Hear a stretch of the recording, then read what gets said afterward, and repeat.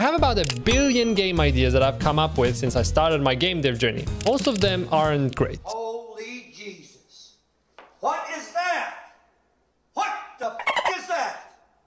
But some of them, I believe, have the potential to be quite successful. And since there's no way I'll be able to make all these games myself anyways, I'd like to give away some of my best ones in the hopes that some of you get some kind of value out of it. Quick note before we get started. The following ideas will be rated using these criterias and are focused on being realistically achievable by a solo dev.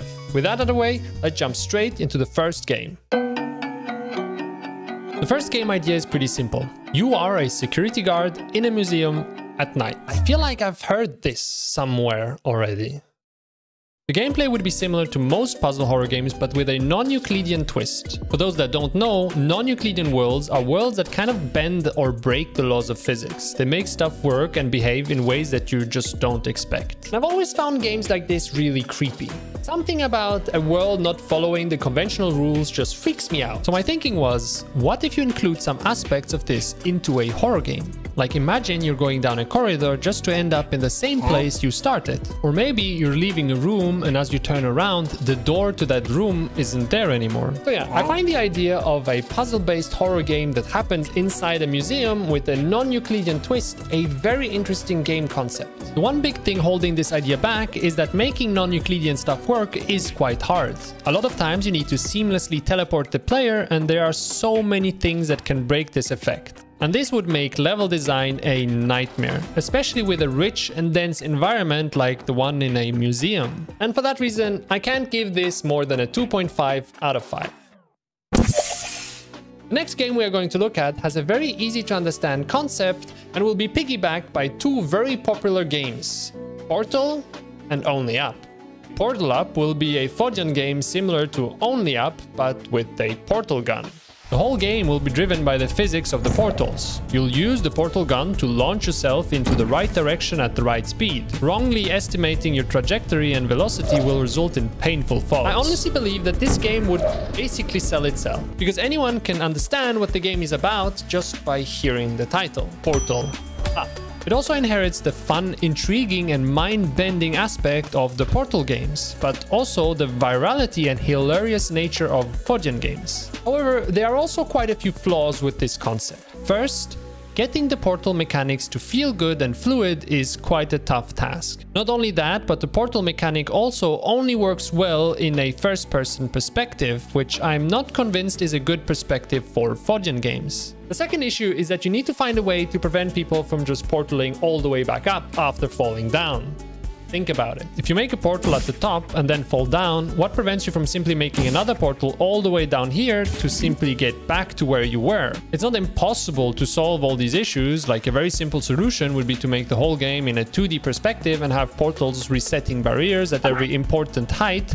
But that also just doesn't feel totally right. So I do believe that this is a very interesting idea that would sell quite well if someone manages to make it work. But for me, it just wasn't worth the amount of work or careful level design this kind of project would require. Sometimes the simplest ideas turn out to be a nightmare to execute. This game also only gets a 2.5 out of 5.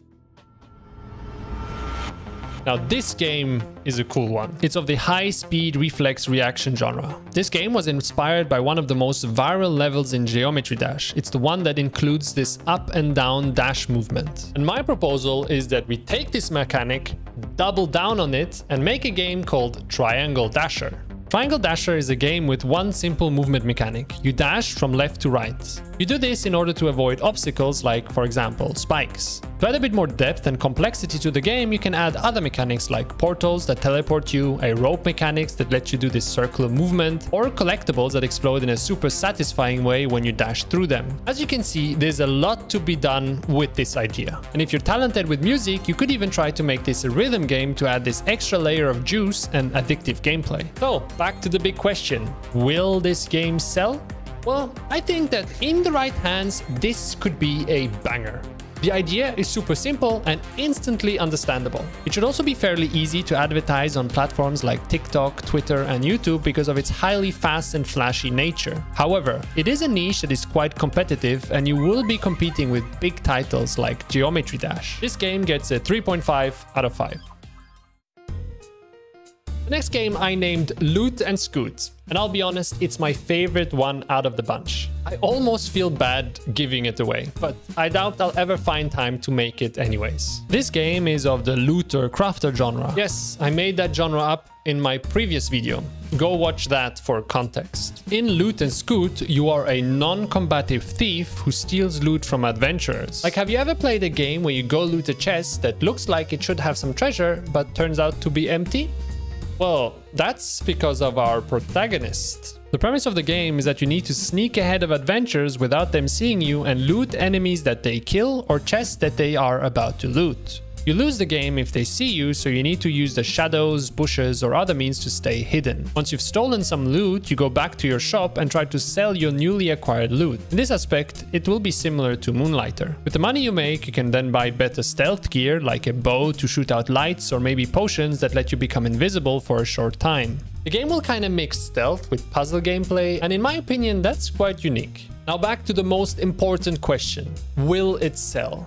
And again, I believe so. The game concept is less action-packed and less flashy than the other games, but the premise is unique enough to attract people. It is probably the hardest game to sell out of this whole list, but the thing that really saves this game is that every gamer experienced that one empty chest. And by giving a comical answer to that situation, you're giving your game appeal and personality. Like, this is the type of thing that could be the birth of a gaming joke.